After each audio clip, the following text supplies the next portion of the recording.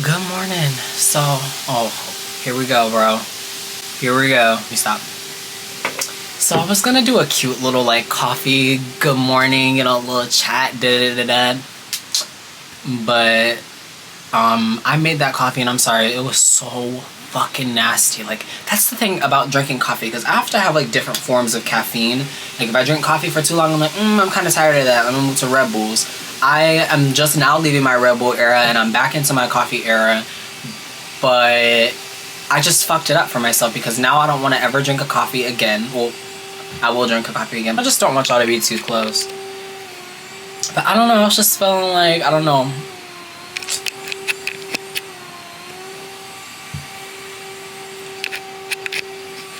Alright guys, the lighting here is bad. You're just gonna have to deal with it. Like, the quarantine whipped coffee? Like, if I drink coffee, that's what I drink. I've been drinking the whipped coffee ever since that shit went viral because it is so fucking good. Like, and it's like strong and whatever. And we have like, the cute fancy Keurig or whatever, but I feel like the whipped coffee tastes better than that because I feel like the Keurig just waters the shit down. You know what I mean? Like, I'll put like the over ice option and then, make my coffee that way, but like, it's just so nasty. It tastes like swamp water, bro. It tastes like a 14-year-old at Dunkin' made it, literally. Not trying to insult y'all 14, 15, 16-year-olds out there working at Dunkin'. I know y'all in y'all bag, but some of y'all gotta learn how to make a coffee, honey. Also, I'm back in my Oklahoma sweater or whatever. It's my favorite sweater. Y'all already know this is the only sweater I be wearing low-key when it's cold. Yeah. I've had so many people be like, are you from Oklahoma? And I'm like, no. And I always like look at them weird because I'm like, look at my fucking skin color. And I feel bad because, okay, yeah, I mean, black people obviously live in Oklahoma, but I'm just like, you're asking me if I'm from Oklahoma, you know what I mean? And I feel like I low-key sound like an asshole. It's just like, Jordan, calm down. Like, you never know that, you could be from Oklahoma, and it's like, yeah, I could be, but I just don't expect people to think that, you know what I mean? Like, I just bought this sweater because, like, I would say, like, junior year of high school, right before quarantine or whatever, everybody had, their little crew necks with different states and different colleges and shit on it. And I'm like... I'm over here like, yeah, I'm gonna get me one, too. So, I had looked or whatever, and I was like, what state do I want to wear? It's so funny how I chose Oklahoma over my own, bro. Like, I got a sweater and a shirt of almost every fucking state except Georgia. I got one. Oh, that's a lie. I have like 2 Georgia shirts, but still, like, for living in Georgia, like, I have like 0 Georgia gear. Yeah, I just found that was so funny. I was like, Oklahoma, bet, like, I'm finna wear that shit, you know what I mean? And at one of my old jobs or whatever, I had a manager who had a cousin who would always be like, oh my, because he went to Oklahoma. He's like this huge, like, I don't know if he went to Oklahoma or if he was like in Oklahoma. It was something.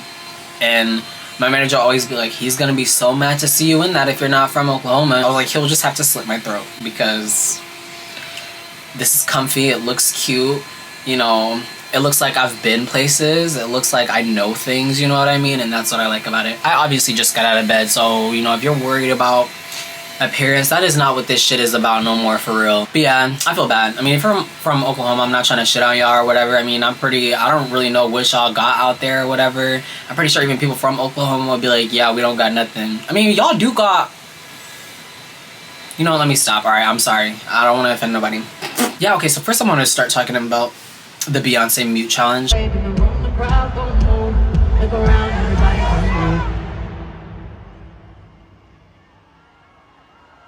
Look around and see my crew.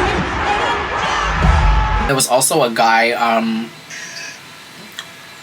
who, and it made me want to talk about this because, okay, there was a guy yesterday or whatever that I saw on TikTok that posted about the mute challenge. Okay, so everybody knows what it is. I literally just showed a clip of it, or I'm going to. I hope I do. And in Houston night 1, obviously, they won, they went all out, bitch, and that's what, we expect. Like, I was expecting Houston to win. Like, Atlanta won at the time before Houston, which it was period. My show was so fucking good. Like, I think I had one of the best shows of the tour. Houston obviously takes the fucking cake, but it was Atlanta, LA, Houston. Like, but Atlanta was so good. That's why I don't want to put it on the bottom. Like, just because Atlanta is like third best, like it was really good. Night three, because we got the big three, bitch. Night three, big three. The fuck? He was posting about talking about something. I really don't give a fuck. Like, I really don't give a fucking. And there are people saying like, oh, you know, why do you want us to go on mute and ruin our concert experience? Like, we're just there having fun, vibing or whatever. Like, there's no problem with it because we just vibing with her. We just chilling. The tour is about fun and And I'm just sitting there thinking, okay, you know, like it's obviously a mute challenge. You know, even Beyonce's in on it. What's so bad about being on mute for 8 seconds for a fun challenge that, you know, even Beyonce is in on? You know, it wasn't no random fan who started this shit. Like, that was the point of the tour and the goddamn song. I mean, in the song you hear like a bar for like 4 seconds or whatever where she's just mute, and it's just like, that's just how it is. It is not taking away from you to shut the fuck up for 8 seconds and let everybody else enjoy the challenge. Like, you're saying that because we want everybody to be on mute for 5 fucking seconds in this little challenge on the Renaissance tour is taking away from your fucking experience. Like, you're gonna, like, you can scream for 3 hours. It's a 3-hour goddamn tour and you have to be quiet for 4 seconds. Like, oh my god, like, it's the end of the fucking world. Like, calm the fuck down. Like, you guys are so dramatic, and just, this is not directed like at the boy or whatever, because I mean, at the end of the day, like, if you don't care, like, I get it, like, especially for that girl that screamed that shit and like was screaming during the mute in the audience.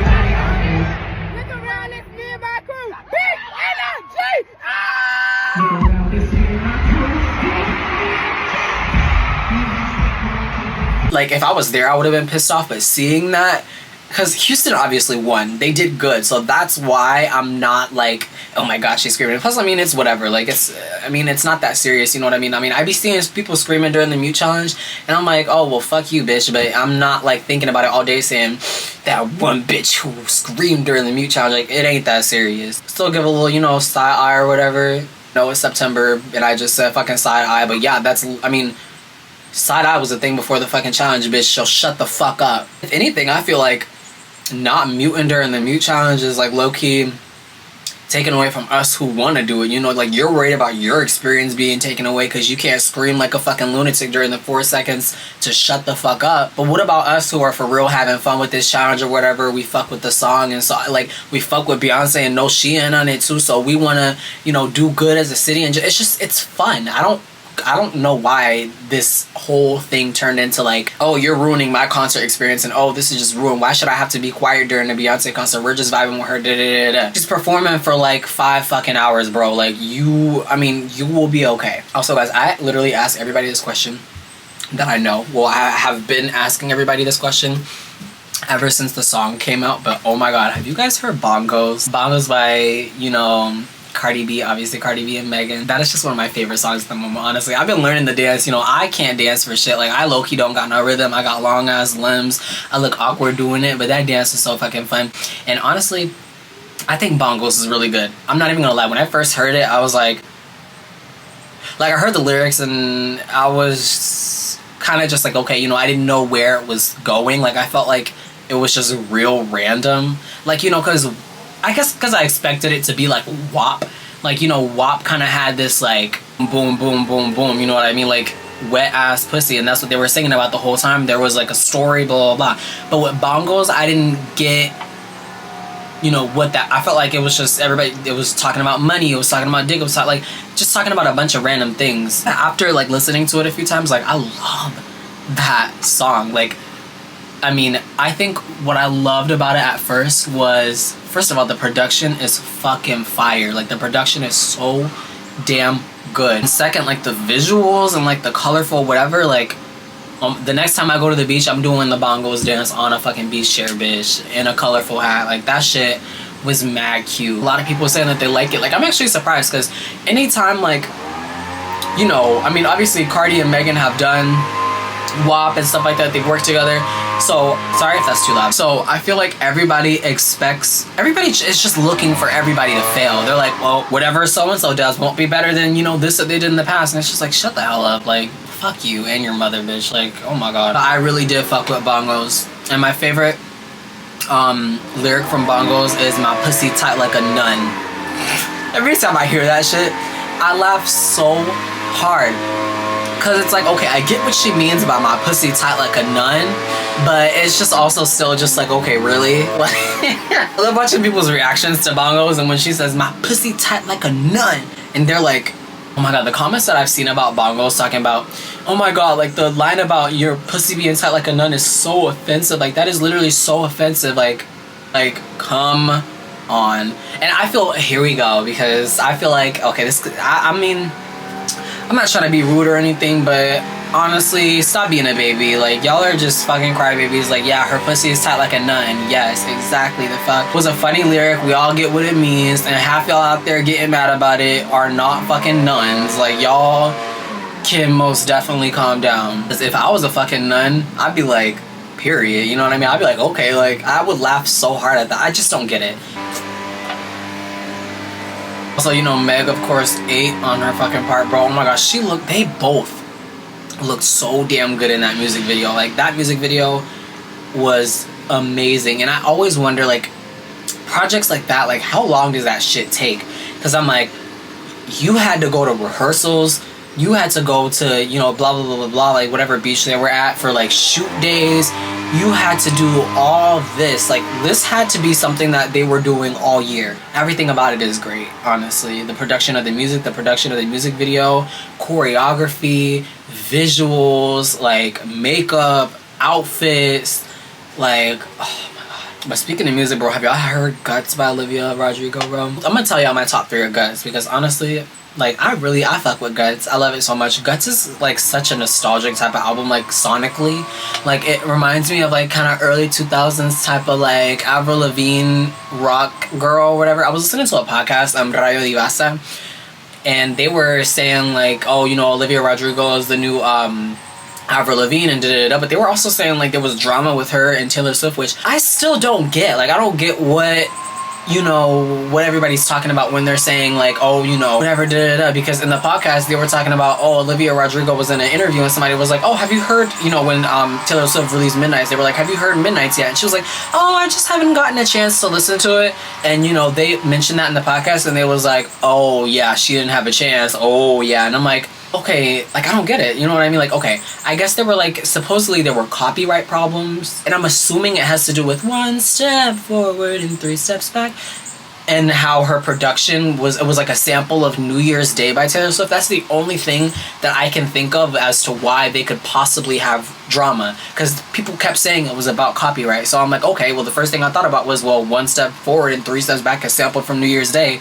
So did she steal? Like, what is it? All American Bitch and how it's inspired by Hannah Montana or whatever. Okay, you guys are so mean. You guys are assholes, because, like, she's making music inspired by shit she's inspired by, and then you guys are trying to call her a copycat. You guys are trying to say she's a sellout. You guys are trying to say she's this and that. You guys are dragging Olivia Rodrigo through the mud. Like, this bitch released 2 damn albums. Like, this is, like, the beginning of her music career, dog. Like, she's an actor or whatever. Is she? Yeah, she's an actor, right? She's just now getting into music. Why are y'all being such bitches to her? Nobody said that the Sour tour was bad, but everybody was saying the Sour, like, I would say performance-wise, I mean, everybody thought Olivia Rodrigo did good, but the seating situation at Sour, I heard, was terrible, because Olivia Rodrigo is way bigger than we think. Like, she was in, like, there's this, venue in Atlanta called Roxy or something like that. It's like a venue, and it's not, like, big. It's almost like an amphitheater. I don't know what constitutes being like an amphitheater, because I don't really know exactly what the definition of it was, but what I'm trying to say is it wasn't an arena. I think Olivia needs to be at least in the fucking State Farm Arena. I mean, come on, like, people were saying that it was terrible because of how squished in they were, and I'm like, that goes to show that Olivia Rodrigo is way more than just theater. You know what I mean? Like, I don't know, like, I mean, when she went on tour, I thought it was in the stadium. Like, I didn't know it was actually, because I didn't really get how concerts worked or da-da-da-da. I thought everybody that did a concert in Atlanta performed at the Mercedes or State Farm. That's it. Which is stupid of me to think, but I don't know any fucking thing about that. So I'm just like, oh. And I'm not really familiar with other venues besides those 2, I guess, when it comes to artists doing concerts. Yeah. Like, Taylor Swift was at the Mercedes, Beyonce was at the Mercedes, and I guess, I mean, that, Karol G, bro, oh my god, I wish I went to go see her. But the thing is, like, I don't know, I mean, obviously they're bigger artists, but I always thought if you're big enough to go on tour, you're big enough to be in the goddamn Mercedes. Stupid. Whatever. Bro, okay, so my top 3 from Guts is Lacy, oh Lacy. And also, Making the Bed and Pretty Isn't Pretty. Those are my top 3. I was telling one of my friends about that and he was like, oh, so you like all the slow songs? I was like, yeah, bitch. They were saying that like Lacy was the worst song on the album. And I'm just like, okay. No comment at all, because I'm actually gonna start getting fucking mad about that. Like I hate when people like look at the slower songs in an album and then start to be like, okay, well, this is terrible. This song is terrible. It's so slow. It's terrible. Like, shut the fuck up. Who do we think Lacy is about, though? Because there were people saying that Lacy was about Sabrina Carpenter because it was, like, skin like puff pastry. They talked about, like, blonde hair, and they talked about ribbons. And then people on TikTok are posting to Lacy, like, posting Sabrina Carpenter with her, you know, ribbons in her hair and her blonde hair and her beautiful puff pastry skin or whatever. Which somebody was like, why the fuck would you want to be compared to that? Because they showed a picture of a puff pastry and it was all crusty and shit. I was like, obviously she mean like dough, like soft dough. She don't mean like a baked flaky ass piece of bread. Like, she talking about like beautiful kneaded dough. Well, not kneaded. Ugh, I'm gonna sound like such an asshole. You know, like when I was seeing it, everybody was like, oh, it's about Taylor Swift, like that is so blah blah, and everybody was like, oh, it's about being, you know, queer, and Olivia Rodrigo might be gay and she admires a girl so bad, which I'm like, okay, y'all making that about y'all. You're fucking gay, so you're saying that. Also, people was like, oh, it could be about Gracie Abrams, or people were saying, oh, maybe Sabrina Carpenter, because one of them were like performing with Taylor Swift. I don't remember if it was Gracie Abrams or Sabrina or both. I don't know, but they were like, you know, you got the one thing that I want. And Olivia Rodrigo loves Taylor Swift, and so I'm assuming maybe it could be that, because Sabrina Carpenter performed in Mexico with Taylor Swift. But I don't know. Also, I don't know what relationship Gracie Abrams and Olivia Rodrigo have, so maybe I'm just speaking out of my ass. I'm literally just speaking about shit that I've seen, so yeah. Also, y'all like my knockoff Renaissance shirt? Oh my god, bro, the lipstick on the Beyonce, like, I feel like it doesn't look that bad, like, through this, like, bad, horrible ass, like, FaceTime HD camera, but, like, a guy on the side of the street was selling this for $10. I was like, oh, hell yeah. This shit is knock off, bro. But I'm wearing it because I think that that's funny. But,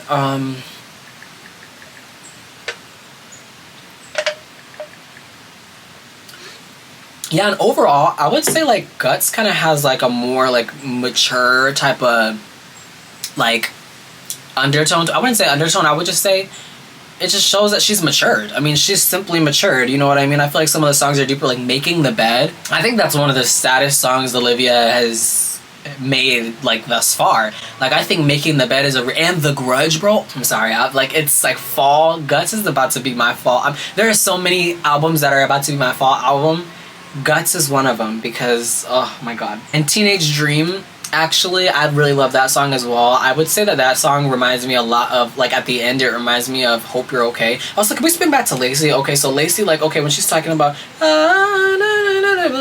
like, everybody was saying, like, oh my god, like, she sounds just like Gracie Abrams. Like, I thought it was Gracie Abrams and like, oh, she sounds just like her, Shut up. I'm just kidding. Well, she actually low-key does sound like her, but, like, people are trying to say that to say she's copying. Fuck you guys. Like, once again, quit hating on my fucking girl. What the fuck? I would say my least favorite from the album is probably Love Is Embarrassing. I mean, it's not a bad song, but, you know, you have to have a least favorite when you're giving an opinion. I would say the one I listen to the least is Love Is Embarrassing. I'll just put it that way. It's not bad, but, you know, whatever. I knew this album was gonna be good. As soon as she fucking released Vampire, I was like, oh yeah, this album is, like, I don't know, Olivia is not gonna make bad music. I'm sorry. Whether you like it or not, and whether, like, personally, like, it's good music. Like, anybody can listen to it and be like, okay, it's good. It may not be your favorite type of music in the world, but it is really good music. Ballad of a Homeschool Girl, love. Obsessed. I was talking to my best friend about this, bro, but Olivia Rodrigo is our generation's Taylor Swift. Like, she's like, you know, the young girl writing songs and, you know, is talented and can play instruments and stuff. Like, she is the next Taylor Swift, and I'm so excited to see how far she goes, bro. Like, I think that like our generation's kids, like she's gonna be their Taylor Swift basically. As I wanted to talk about Scarlet, bitch, because okay, I'm not really like a huge Doja Cat fan or whatever. When Planet Her came out, I was like, okay, period, yeah, you know, I listened to it, fucked with it, saved a few songs, yeah, cool. But but at that time I was in my Ariana era, so I wasn't really listening to Doja like that. But Planet Her gives me like summer 2021 vibes. I like need to listen to that so I can just go back. But Scarlet is so fucking good, and Doja, it's a lot to unpack when it comes to her. You know, everybody was saying she said she hated her fans and shit, which I never saw. The only shit that I was saying about Doja, like in the media or whatever, was like her, you know, and her like visuals for this upcoming album about, you know, demons and da-da-da-da, like those type of like creepy visuals, which are sickening. Oh my god, they look so